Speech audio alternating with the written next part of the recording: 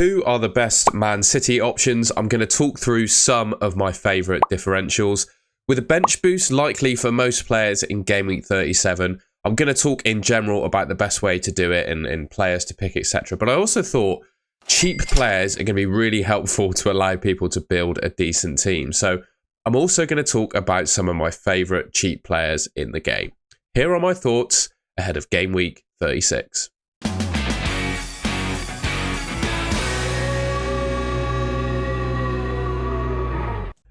Right, I'm going to start by talking about some Man City players. Now, if you've watched any of my videos from the last couple of weeks, you'd have seen I've grouped players in this sort of way. And I think it's quite useful, to put my thoughts forward as to who I think are great picks, decent picks, and players you should probably avoid.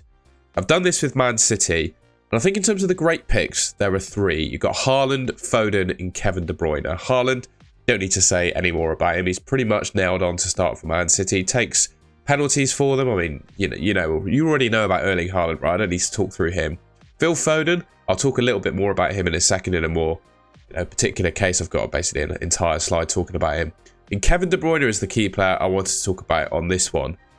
I think without Man City being in the Champions League, as long as he doesn't get injured, he's going to play every game remaining in this Premier League season. The one thing to consider with Man City, I guess, is they're competing for the title with Arsenal, right? And if the title race goes to Game Week 38, there's very little in it in terms of points. De Bruyne is going to play every game, in my opinion, providing he doesn't get injured. The only way he doesn't is maybe if there's some rotation across the Man City team, if they have the league title wrapped up, either halfway through Game Week 37 or in 38. In that case, you can't even say that Haaland or Foden are nailed in that case either, to be fair. I'd say, yeah. With Man City, those are the three great options, but I think you just have to keep in mind, if they win the title early, which, to be honest, I don't think they do. I think it'll probably go to Game Week 38, but if they win the title early, Pep's going to rotate his team. In terms of decent picks, I don't think there are any Man City defenders that I would say are absolutely nailed on great picks. But I think Ederson, he's returned into Man City training now ahead of Game Week 36. He obviously picked up an injury which got him subbed off in 35. I think he'll be back in the team for Game Week 36, although it doesn't sound like he'll be rushed. I still think he's a better pick than Ortega, though, because with Game Week 37 in mind, I don't think you can be picking Ortega, right? If Ederson's back in the team at some point, he's obviously first choice. So I say Ederson is a decent pick. And also, my favourite defender at the moment for Man City is Guardiola. He scored a couple of goals in recent fixtures. I sort of get the feeling that Pep favours him now as the starting left-back for Man City. Now, I could be wrong. That could change. Obviously, Pep roulette can happen at any time. But I just get the feeling at the moment he's probably one of the most nailed defenders to start. And he's one of the most attacking ones as well for attacking returns. So I'd say those two are the decent picks. But honestly, any other Man City players I would genuinely avoid. I just wanted to do a little bit more chat about the Man City defence, because I just think it is a little bit of a minefield. However, I do realise that some people, regardless of whether it's a minefield, are still going to be looking to buy some Man City defenders. And here I've highlighted three that I think are my personal favourites that will likely play the most games.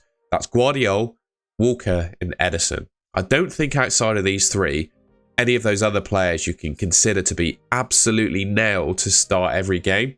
Ruben Diaz may be on the periphery, but we have seen him benched quite a lot in the Premier League this season. He is really important in my mind to the Man City team and probably their best centre-back. But Pep has shown that he wants to bench him, and he has benched him this season. So I wouldn't even consider him to be totally nailed. So I'd say Guardiola, the club captain Walker and Ederson, you want to pick a Man City defender or goalkeeper, are the three to go for. I mentioned I was going to talk about Phil Foden, and honestly, I think he's probably the best midfielder in the game for Man City in terms of expected minutes and expected points. When you compare Foden and De Bruyne, I'd say number one, Foden is better for minutes. I think he's more likely to play 90 minutes most games than Kevin De Bruyne is. And I'd also say his returns, yes, across the season, across totality, goals and assists, Kevin De Bruyne might end up with more returns in this period towards the end of the season. But I feel like Foden's are going to be more weighted towards goals. And as we know in FPL, right, goals are more points favouring than assists. So a player can get less total attacking returns, but still score more points because they score more goals. And I think that's going to apply with Phil Foden when you compare him to Kevin De Bruyne. I think Man City will be fighting for the title right up until Game Week 38, which means I think Foden's going to play every game. Those are some really nice fixtures in my mind for Man City. And he was only ill for game week 35. Pep said he just had an illness. I think he'll be absolutely fine to play in game week 36 and for the rest of the season. You know, when a player's ill, they're only out for one game in my mind, and they'll be back for the next one, particularly if they've had basically a week between the two, which of course Man City have had. So if I were to say there's only one option in midfield I could pick for Man City, it's got to be Phil Foden. Now, I wanted to talk about differentials in this next section, but before I actually get down to it, I was looking at defenders. I've got to be honest, not a whole lot of them excited me, particularly the ones that were low owned, right? I couldn't get behind many of them, and I don't think there will be many good defenders that are left as differentials when it comes to game week 37. So I've got midfielders and forwards to talk through basically. I haven't really found any defenders. Maybe let me know in the comments if in your mind there's a differential defender that you might want to pick, but yeah, basically I couldn't really think of any, and I'll be honest, I'm not going to create content for the sake of it. So I'm going to leave the defenders on this one blank. But in terms of my first differential, although again, I'm not sure how much of a differential he is going to be come game week 37 or 36 to be honest, when you might be wanting to buy him. But Richarlison is currently sitting at 2.5% ownership. Werner is injured at the moment, and so is Ben Davies. So Tottenham have no left back currently and no starting left winger. I just have a feeling that Richarlison could play centre forward and Son could be pushed out to the left. Like I said, I do expect a few to buy him ahead of game week 37, particularly if in game week 36 against Liverpool he starts as the centre forward. But right now, he's a differential at 2.5% ownership. If you all remember back to the time that Son was injured and Richarlison became that, you know, centre forward talisman for Tottenham, he did really well in that period of time, and I think centre forward is his best position. And I also think left wing is Son's best position too. So maybe those two players could link up quite well playing in their, what I would say is most natural positions. We could see Richarlison come back into form. I personally really like him as a differential this week. A couple more, and all of these differentials are players that are going to double in 37, because I think ultimately when you compare players, ones that play 4 games as opposed to 3, and when you're talking specifically about differentials to gain an advantage, you're going to really be wanting to pick double game week players, in my mind. I think Maddison is decent. I don't think he's at the level of Richarlison, which I've considered him on this like sort of second side. 7.8 million, 10.3% ownership. He has been a bit disappointing recently for Spurs. I don't think playing-wise he's been that bad, but in terms of attacking returns, they definitely have dried up from the level he was at the end of the season. And then one player that I think is uber punty, right? I'm definitely well aware that it's punty. I don't think I've seen any FPL content creators or anyone talking about GAMEWEEK. I think that's how you pronounce his name. 5.3 million, 0.2% ownership. And right now, of all those Chelsea sort of attacking wingers, he is in the best form. 5.3 million, got West Ham in 36, Nottingham Forest, Brighton in 37, and then Bournemouth in game week 38. He started, I think, last sort of 5 or 6 games. Doesn't necessarily play 90, but you can consider him, I think, a starter now for Chelsea, or I would predict him to at least start in game week 36, and it's obviously, I guess, dependent on his performance and, of course, fitness as to whether he starts the remaining games. I think that's the nature of a differential anyway, to be honest, is that they're not necessarily absolutely nailed on to start for their teams, but 0.2% ownership, 5.3 million, he's got 4 fixtures in the next 3 weeks, and in decent form at the moment. If you want to go uber different, I think GAMEWEEK, I don't know how to pronounce his name, hopefully someone can correct me in the comments. I think he's a nice option. Right, on to the forwards, and I think Callum Wilson is a nice differential as well. Only 2.7% ownership, 7.8 million. I've found that whenever he plays in that Newcastle team, he always scores goals. You can see there, he's got a goal for every start he's made in the Premier League this season. He's come off the bench in the last couple of game weeks. I think that was just to ease him back into things. And I think he's got a chance of starting against Burnley in game week 36, and then an even more likely chance of starting in game week 37, right? He's the first choice Newcastle penalty taker. Even when Isak's on the pitch, Wilson will take the penalties. I've also noticed that when Eddie Howe has played Wilson and Isak in the same team, he's pushed Isak to wide left and Wilson has been the centre forward. And Isak's returns from the wide left, although he's definitely played well in that position, they've not been as strong, of course, as when he's been playing at the centre forward. And obviously, that's Wilson playing centre forward, he's probably going to get more returns, right? And I think a front three of Isak, Wilson and Gordon, with all the injuries they have in their team at the moment, is probably the best way for Newcastle to line up. So I do think Wilson has got a good chance of starting. Now, Obviously, he carries a big injury risk, right? No differential, in my mind, comes without taking a little bit of a risk. Can he make it through 4 games in 3 game weeks without a benching or an injury? I don't know. But I think he at least gets minutes in all of the games. And if you're looking for a differential that could propel you up the leaderboard, he's exactly the player, in my mind, you should be looking at. Now, I don't think he's actually quite as good as Callum Wilson, but you've got to say Nicholas Jackson has to be considered. Similar reasons for Man of Week 8, 4 fixtures over the next 3 game weeks, right? You can definitely consider him now to start for Chelsea. He plays every game for them and usually plays the full 90 as well. I feel like he and Darwin Núñez are quite similar players. They get a lot of chances in the games that they play, but they just struggle with their finishing. And in my mind, all you need is a bit of luck and a few of his shots to go in, and it will reward you. And I think in order to get lucky, you have to put yourself in the position to, right? And buying Nicholas Jackson for this run for the end of the season, you could well put yourself in that position. You look there, 10 goals from 14.2 XG. I think across the league this season, of players that have started regularly, he has the biggest differentiator between goals and XG. 4.2 more expected goals than he's actually scored. That obviously says how poor his finishing is. But in my mind, finishing is always like a confidence thing. And if he finds a game where he scores, he just taps a goal, taps a ball into the net, etc. That might be all he needs to get the confidence to go on a goal-scoring run.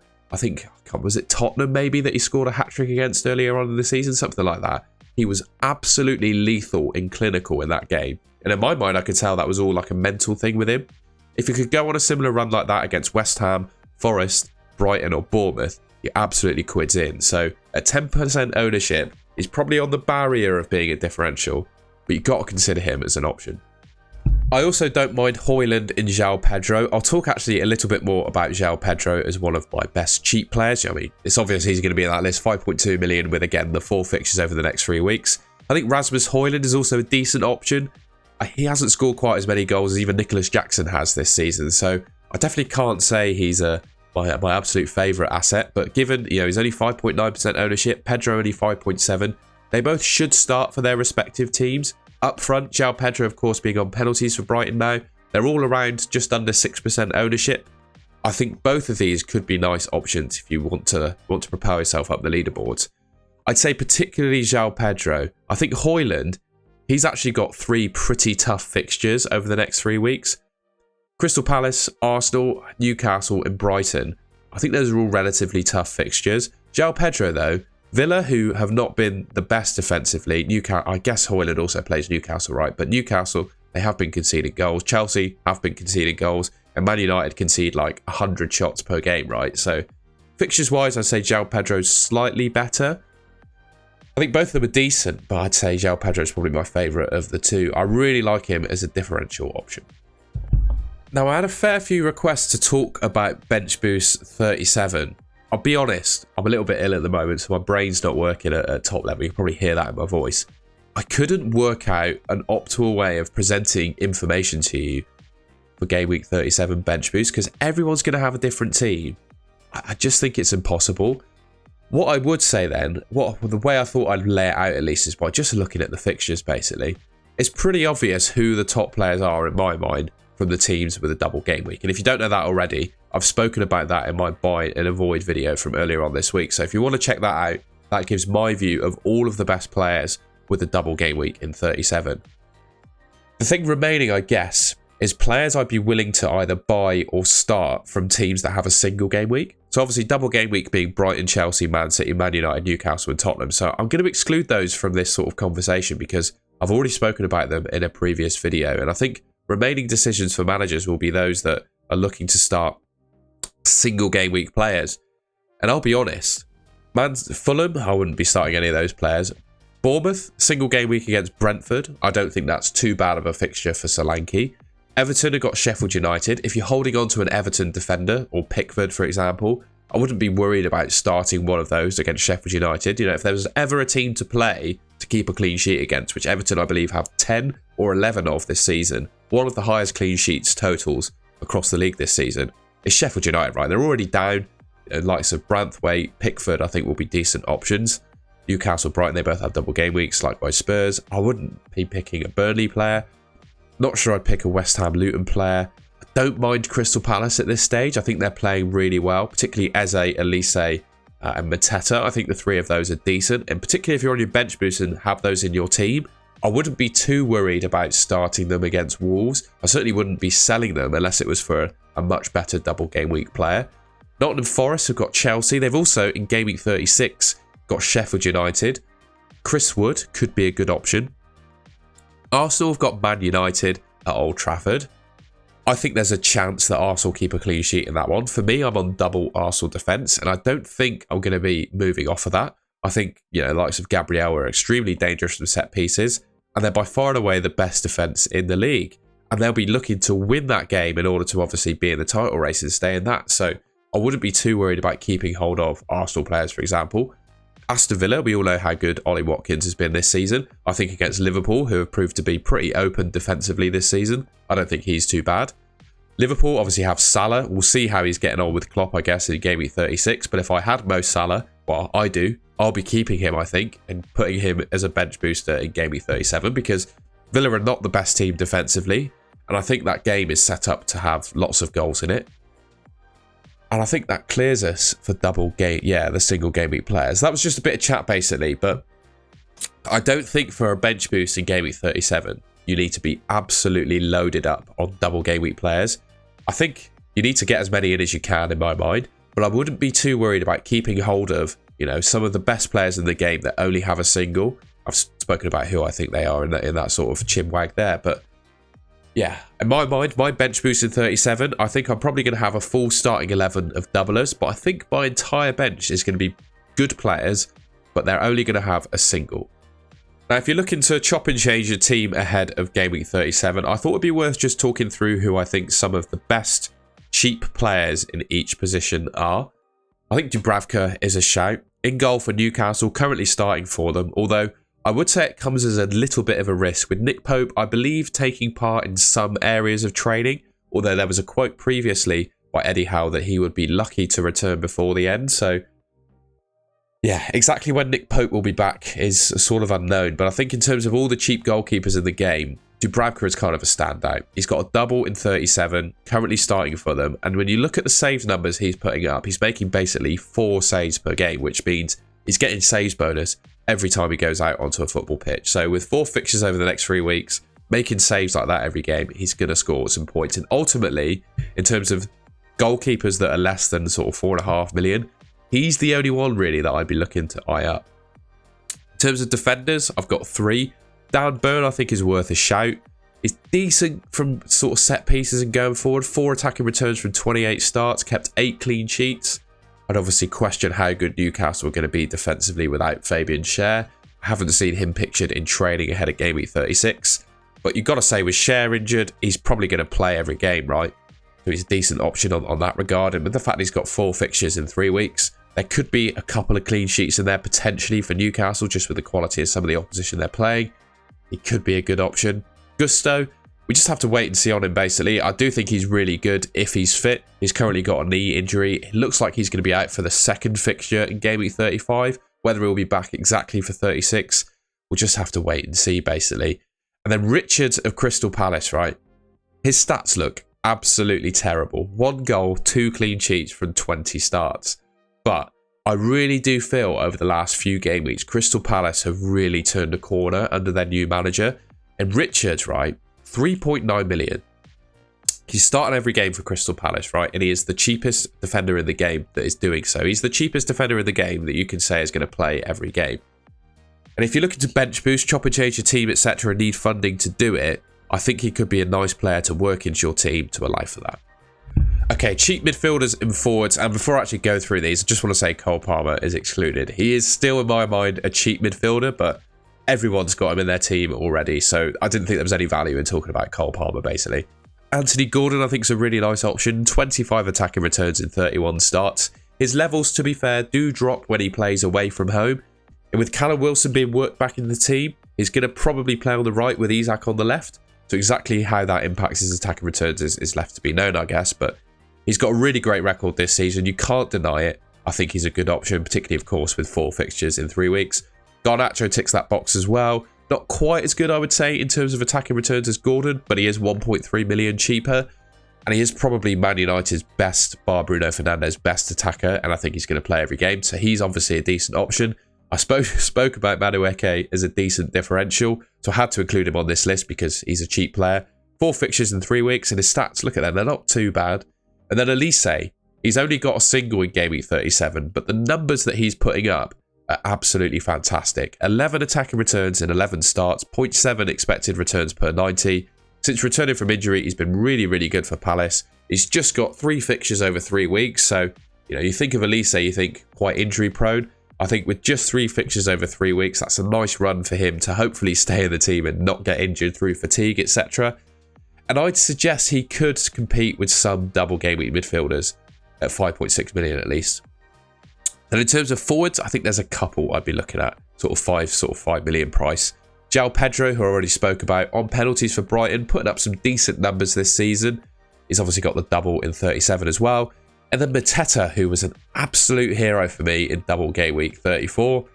I really like him as an option. I've still got him in my team, and I think he could go toe-to-toe with some of the double game week strikers with the form that he is in at the moment.